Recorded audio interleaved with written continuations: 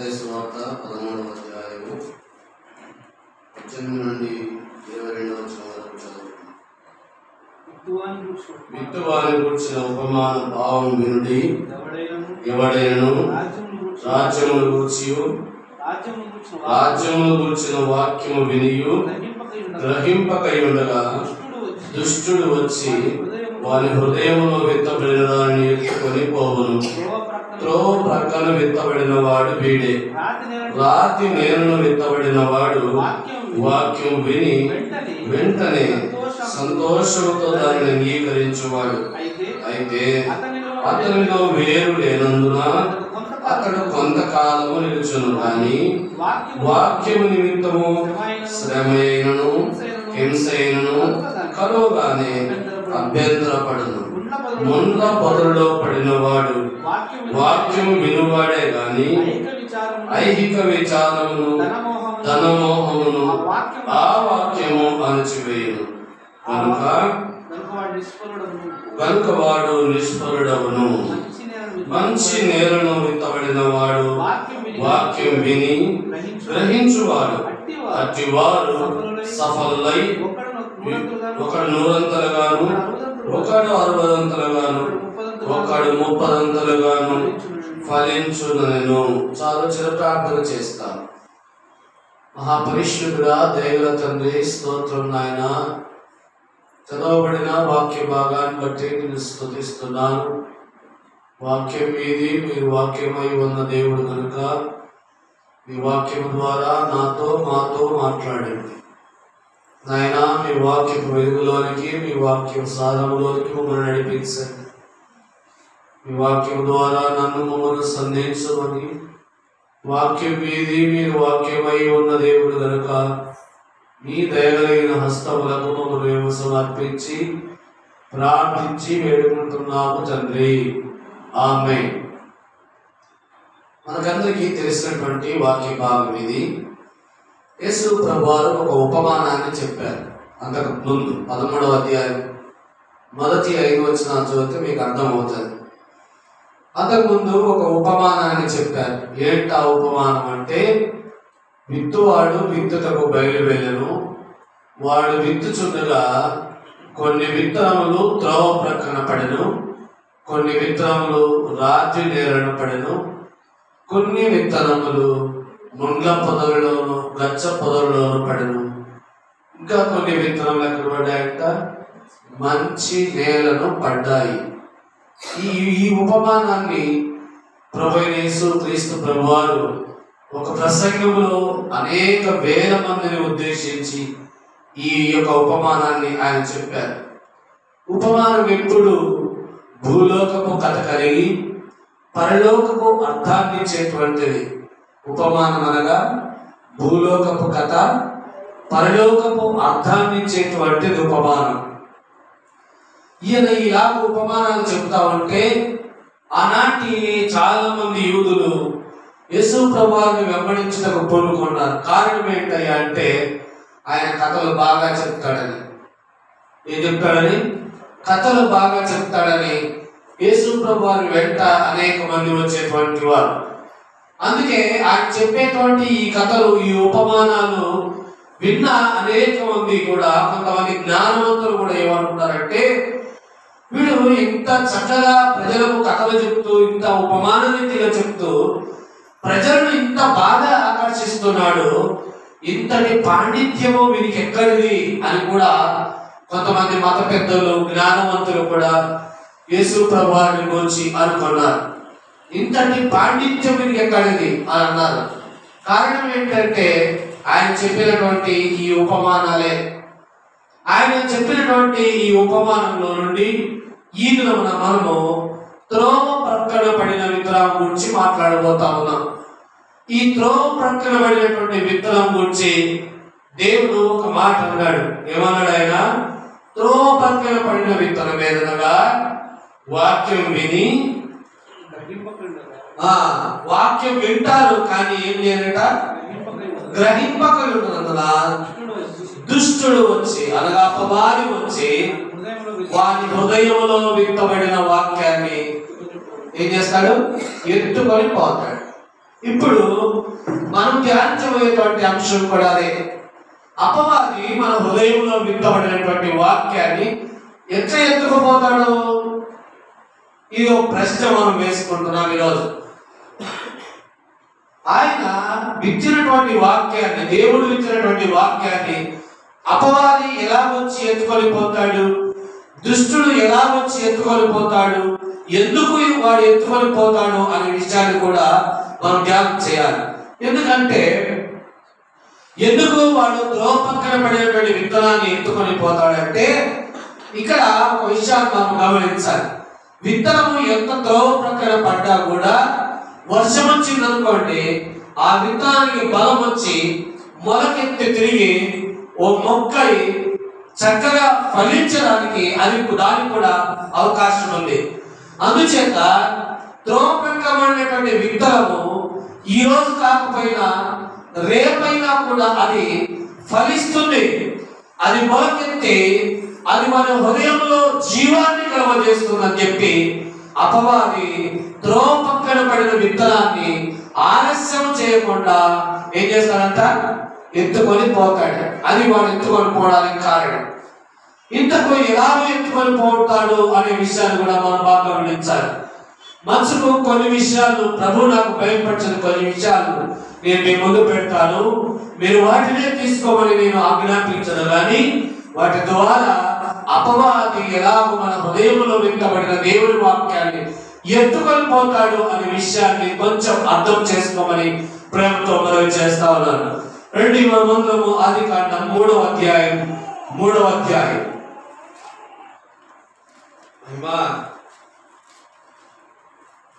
ఆదికాండం 3వ అధ్యాయం.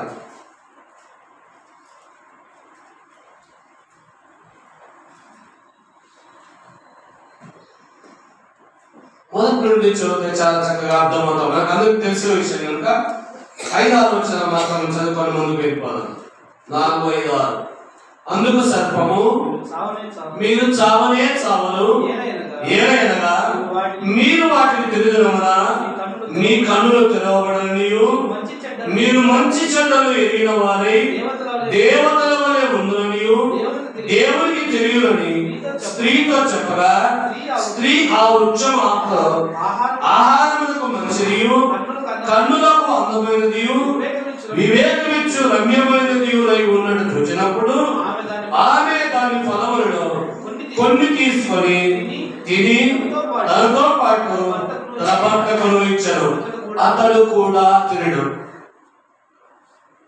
ఇక్కడ ఆదాము హవ్వలను దేవుడు తన స్వహస్తములతో నిర్మించి వారి కొరకు ఏదేను అని ఒక తోటను వేసి ఆ తోటలో చక్కని ఫలములనిచ్చే చెట్లు పెట్టి ఆయన ఆదాము హవ్వలు అనే ఈ జంటను తాను స్థాపించినటువంటి ఏదేను వనంలో పెట్టాడు. ఏదేను వనంలో ఉంచుతూ వారికి దేవుడు ఒక ఆజ్ఞ, ఒక మాట చెప్పారు. అది మనకందరికీ తెలుసు. ఏమన్నారు ఆయన?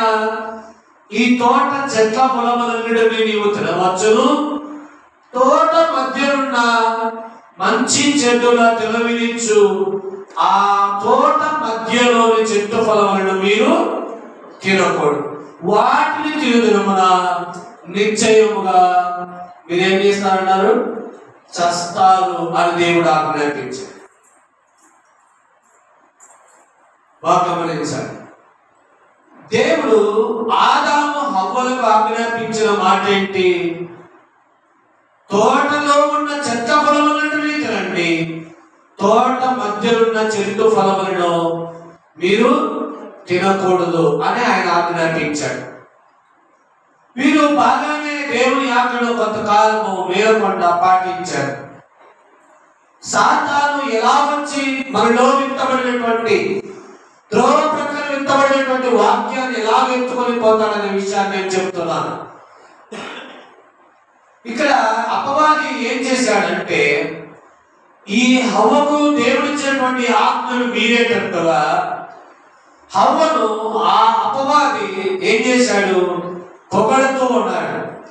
మీరు వాటిని తినదమున చావనే చావరు, మీరు వాటిని తినదమున దేవతల వలె ఉందనియు మీరు దేవతల వలె ఉండుననియు మంచి చెడులను ఎరిగిన వారై దేవతల వలె ఉంటారని దేవునికి తెలుసు కాబట్టి వాటిని తినొద్దన్నాడు అని ఆ యొక్క ఆదాము హవ్వలతో హవ్వమ్మతో అపవాది దుష్టుడైనటువంటి వాడు వచ్చి చెప్పినట్టుగా చూస్తా ఉన్నాం.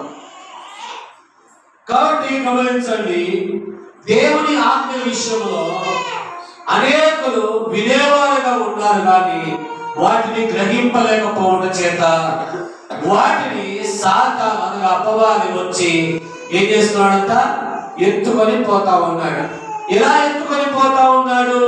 ఇదిగో హవ్వను దేవుడిచ్చినటువంటి ఆజ్ఞను, దేవుడు చెప్పినటువంటి మాట వినకుండానట్లుగా హవ్వను దేవుడు సాతాను బహుయుక్తిగా మోసగించి బహుయుక్తిగా దేవుని యొక్క ఆజ్ఞను మీరేటట్టుగా చేసి ఆమె మీరు వీటిని తినమున దేవతల వలె ఉందని నీవు మీరు వీటిని తినమున మంచి చెడులు ఎరిగిన వారే దేవతల వలె ఉందని చెప్తానే ఈమె ఉప్పొంగిపోయి దేవుని ఆజ్ఞను సహితము మీరేటట్టుగా చేసేది. కాబట్టి దేవుని యొక్క వాక్యాన్ని మన హృదయంలో వింటబడినటువంటి దేవుని వాక్యాన్ని గ్రహింపకూడనట్లుగా మన విరోధి అయిన అపవాది వచ్చి ఎలా ఎత్తుకొని వెళ్తాడయ్యా అంటే వాటిని మన చేతనే మన వలననే మనమే దేవుని ఆజ్ఞను మీరేటట్టుగాను దేవుని ఆజ్ఞ నుండి తొలగిపోయేటట్టుగాను దేవుని మాటకు లోబడనొల్లని వారిని గాను వాడు మనల్ని తయారు చేస్తాడన్నమాట. ఆ విధముగా మనలో విత్తబడినటువంటి దేవుని వాక్యాన్ని అపవాది అనగా దుష్టుడు వచ్చి ఏం చేస్తాడు, ఎత్తుకొని పోతాడు. దేవుని వాక్యాన్ని, దేవుని యొక్క ఆజ్ఞను, దేవుని యొక్క మాటను గ్రహింపకుండానట్టుగా చేసి దేవుని యొక్క ఆజ్ఞను లోబడకుండానట్టుగా చేసి దేవుని యొక్క మాటకు విధేయత చూపకుండానట్టుగా చేసి మనలో ఉంచబడినటువంటి దేవుని యొక్క వాక్యము, దేవుని యొక్క మాట, దేవుని యొక్క ఆజ్ఞ నెరవేర్చబడకుండానట్లుగా మన విరోధి అయిన అపవాది ఏం చేస్తాడు, ఆ వాక్యాన్ని ఎత్తుకొని పోతాడు. ఏ విధంగా ఎత్తుకొని పోయాడు? హవ్వమ్మ దేవుని ఆజ్ఞను మీరి, హవ్వమ్మ దేవుని ఆజ్ఞ నుండి తొలగిపోయి, హవ్వమ్మ దేవుని మాట సైతము లెక్క చేయకూడనట్టుగా ఏలాగో హవ్వమ్మను మోసగించి యుక్తిగా మాట్లాడి వారిని మభ్యపెట్టి భ్రమపరిచి దేవుని ఆజ్ఞ నుండి తొలగిపోయేటట్టుగా చేశాడు. అలాగే నీ హృదయం ముందు నా హృదయం ముందు నింపబడినటువంటి దేవుని మాట, దేవుని ఆజ్ఞను నీవు నేను మనము మీరేటట్టుగా వాడు యుక్తిగా పనిచేసి యుక్తిగా మనల్ని మాటల్లో భ్రమంలో కల్పించి దేవుని ఆజ్ఞ నుండి దేవుని మాటల నుండి తొలగిపోయేటట్టుగా మనల్ని చేస్తాడు. అదే మన హృదయంలో విత్తబడిన దేవుని వాక్యాన్ని అపవాది వచ్చి ఎత్తుకొని పోవటానికి దేవుడు ఆదాము హవ్వలకు ఇచ్చాడు. అయితే ఆదాము హవ్వలు దేవుని మాటకు విధేయత చూపకుండా ఎవరు చేశారు? ఆ అపవాది దుష్టుడు చేశాడు. కాబట్టి నీ హృదయంలో నా హృదయంలో మనము దేవుని వాక్యాన్ని వింటున్నాము కానీ అనేకులు గ్రహింపలేకపోతున్నారు.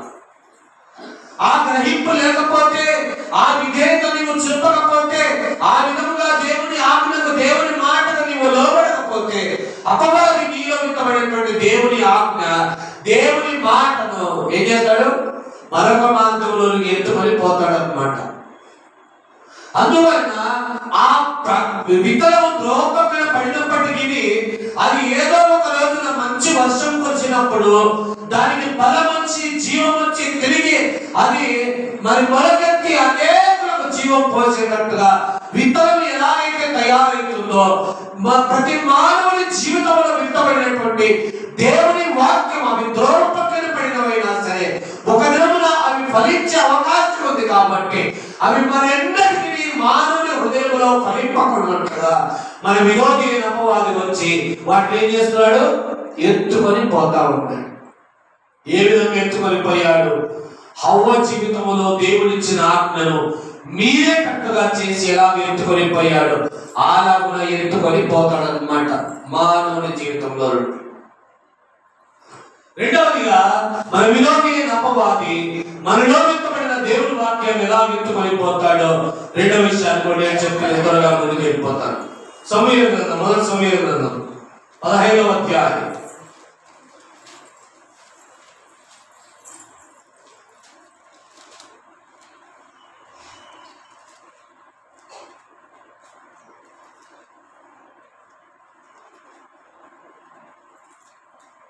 మొదటి 3 వచనాలు.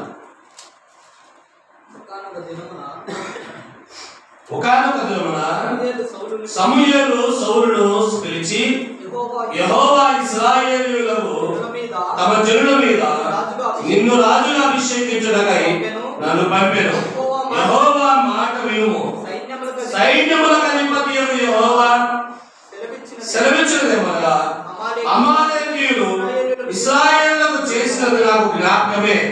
వారు ఐగుప్తులో నుండి రాగానే అమాలేకీయులు వారికి విరోధులై మార్గమందు వారి మీదికి వచ్చారు కదా.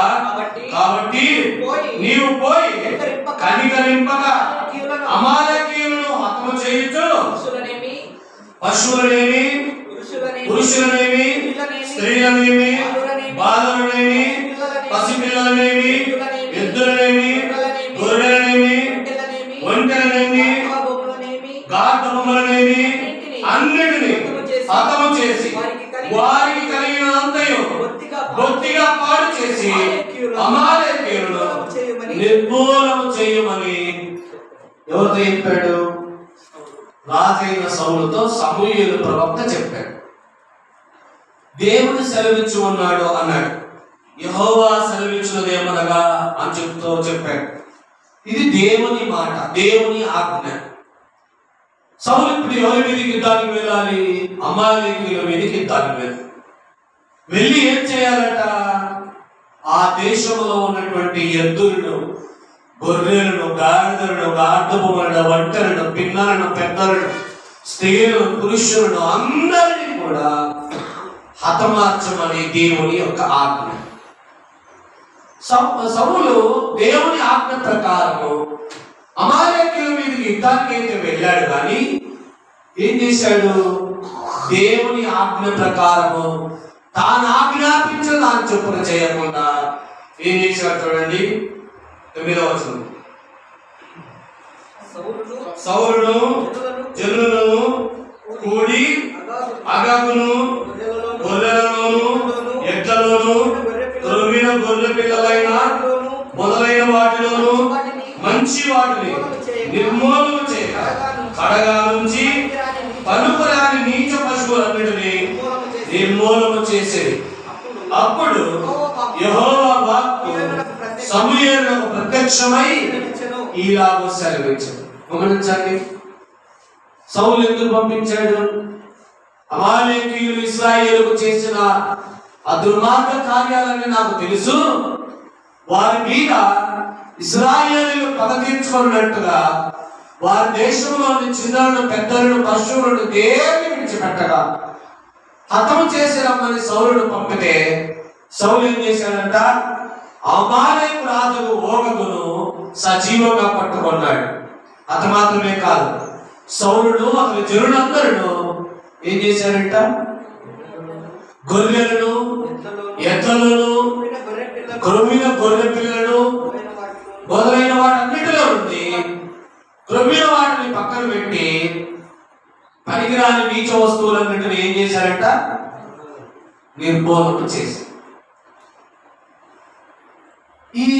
ఈ విషయము దేవుడు యెహోవా సమూయేలునకు చెప్పగా, సమూయేలు సౌలు విజయోత్సాహంతో తిరిగి వచ్చిన తర్వాత ఆయన విష్ చేయడానికి వచ్చాడు, బలపరచడానికి వచ్చాడు.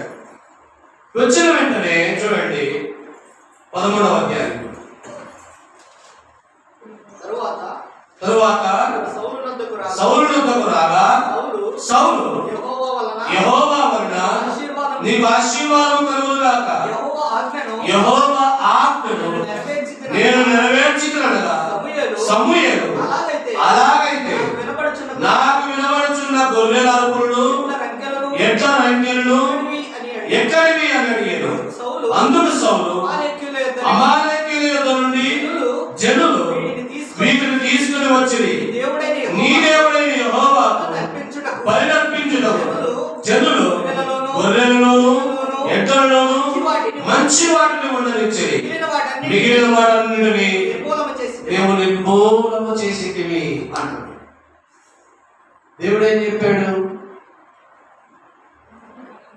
పశువులను, పిల్లలను, స్త్రీలను, పురుషులను ఎవరిని ఉండని అందరినీ హతమార్చండి అని దేవుడు సౌలును ఆజ్ఞాపిస్తే సౌలును అతని జనులందరూ కూడా ఏం చేశారట?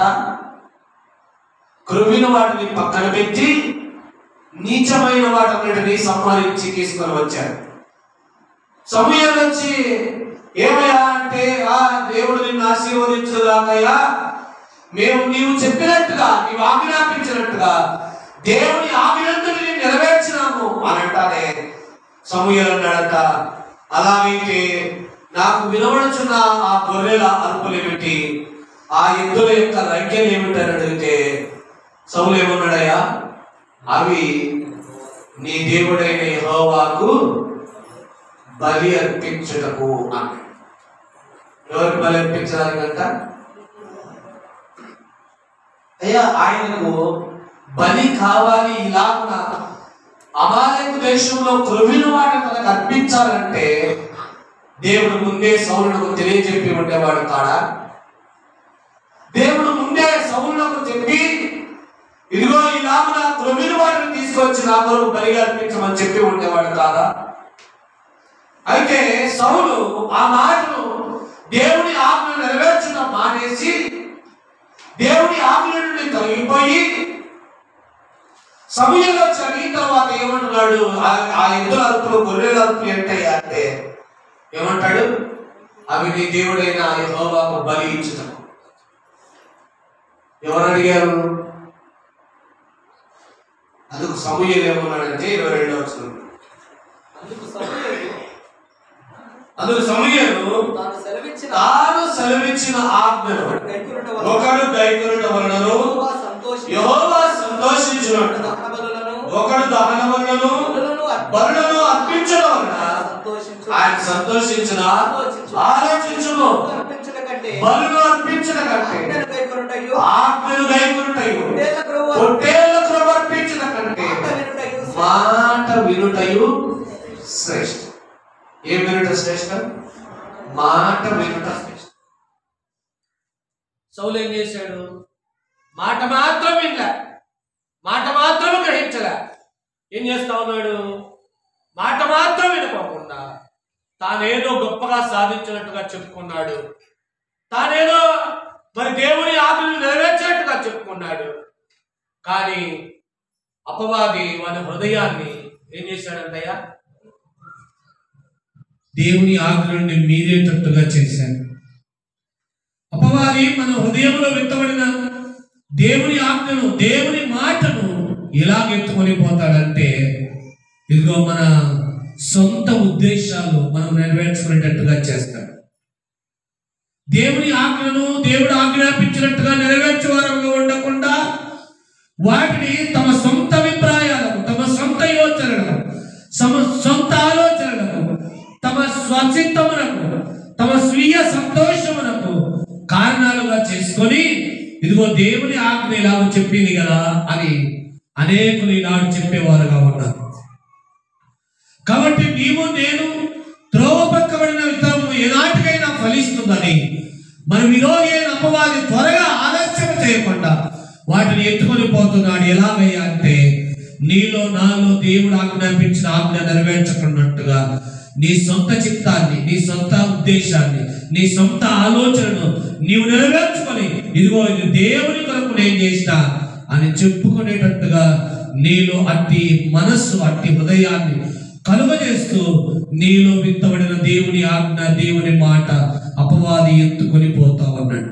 కాబట్టి మన సొంత చిత్తాన్ని, సొంత ఆలోచనను, సొంత ఉద్దేశాన్ని నెరవేర్చుకుంటాం అంతవరకు పక్కన పెట్టి దైవ చిత్తాన్ని గ్రహించిన వారమై దేవుని ఆజ్ఞకు, దేవుని మాటకు సంపూర్ణ విధేయత చూపుతూ ప్రభు సన్నిధిలో ముందుకు సాగాల్సినటువంటి బాధ్యత ప్రతి విశ్వాస పైన ఉందనేది దేవుడి సేవకునిగా నేను తెలియజేస్తా ఉన్నాను.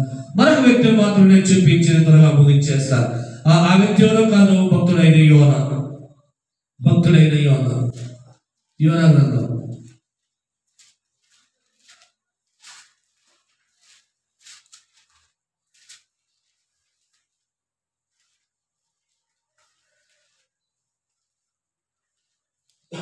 మొదటి 3 వచనం, మొదటి అధ్యాయం మొదటి 3 వచనం. యెహోవా వాక్కు అమిత్తయి కుమారుడైన యోనాకు ప్రత్యక్షమై ఇలాగ సెలవిచ్చెను.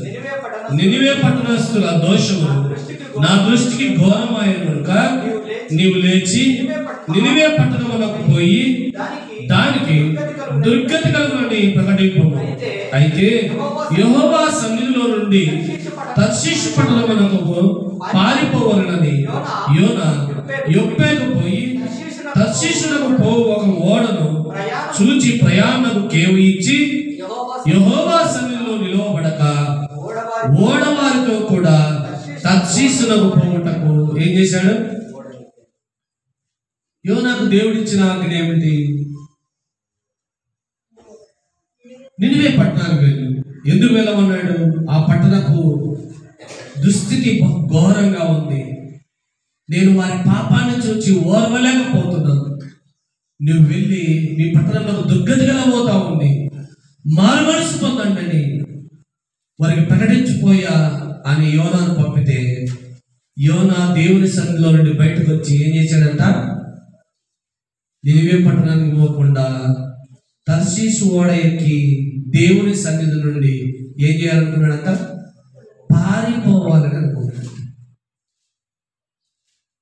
పారిపోవాలని అనుకున్నాడు. పారిపోవాలని అనుకుంటే దేవుడు విడిచిపెట్టాడా? విడిచిపెట్టలేదు. మొత్తి 3 దినముల తర్వాత 4వ దినమున నినివే పట్టణపు బొడ్డున దింపి ఇక వెళ్ళి ప్రకటించమంటే అయిష్టంగానే తనకి ఇష్టం లేకపోయినా అయిష్టంగానే 3 దినముల ప్రయాణం అంత దూరం నినివే పట్టణం అంతా తిరిగి ఏమని చెప్తున్నాడు? ఇదిగో నినివే పట్టణమునకు బహు దుర్గతి కలగబోతా ఉంది, మీరు మారు మనసు పొందండి, మీ పట్టణం అయితే 40 దినములలో నాశనం అయిపోతా ఉంది, దుర్గతి కలగబోతా ఉంది అని 43 దినముల ప్రయాణం అంత దూరం ప్రకటించి ఆయన తన ప్రయాణాన్ని ముగించి నినివే పట్టణము బయటకు వచ్చి నినివే పట్టణం ఏమవునో అని చూస్తున్నాడంట. నినివే పట్టణము ఏమవుతుందో అని చూస్తున్నాడు. ఏమైంది? ఏమి కాలేదు.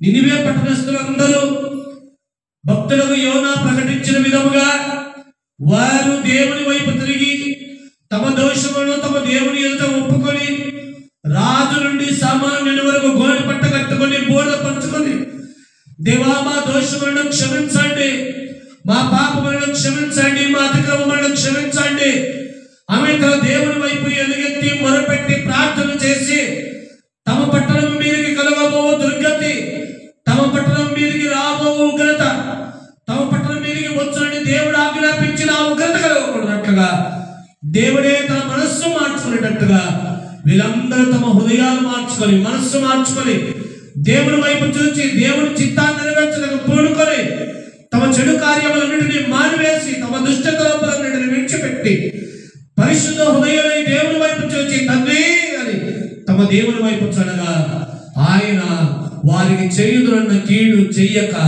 మానెను అను మాట మనము యోనా గ్రంథంలో చదవచ్చు. ఆయన వారికి చేయుదురన్న కీడు మానేశాడు. కారణం ఏంటి?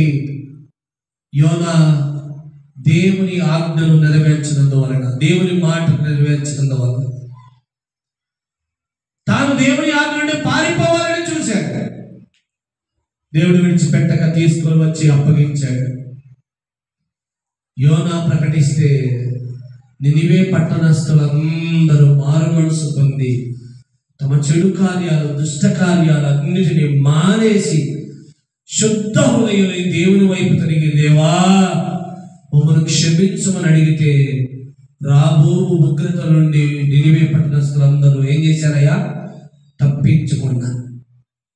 నేడు కూడా చూడండి, దేవుని ఆజ్ఞను, దేవుని యొక్క వాక్యాన్ని దేవుని సంఘానికి ఇచ్చి అనేక మంది బోధకులను పెట్టి దేవుని వాక్యాన్ని అందించి జనులు తమ పాపములను మానివేసి తమ దుష్టక్రియలను మానివేసి దేవుని వైపు తిరిగినట్టుగా నా వాక్యమును గురించి వారికి కలగబో దుర్గతుల గురించి మీరు ప్రకటించాలని అనేక మంది సేవకులను దేవుడు పెడితే నేడు సేవకులు అనేక మంది దేవుని సంఘాన్ని ఇదిగో పాపముల గురించి నీతిని గురించి ఒప్పింపజేయ ప్రసంగాలు దేవుని మాటల గురించి చెప్పేవారుగా గాక దేవుని ఆజ్ఞల గురించి చెప్పేవారుగా గాక కేవలము అభివృద్ధి, ఆశీర్వాదము, ఫలాలు అని చెప్పుకుంటూ దేవుని సంఘము దేవుని వైపు చూడకుండానట్లుగా దేవుని ఎదుట తమ జనులు తమ పాపములను తమ అతిక్రమములను కడుక్కొని తమకు కలగబోవు దుర్గతి, తమకు కలగబోవు ఆ నిత్య శిక్ష నుండి, ఆ నిత్య నరకము నుండి, ఆ నిత్య నాశనమును తప్పించుకోనకుండానట్లుగా జనులు నేడు దేవుని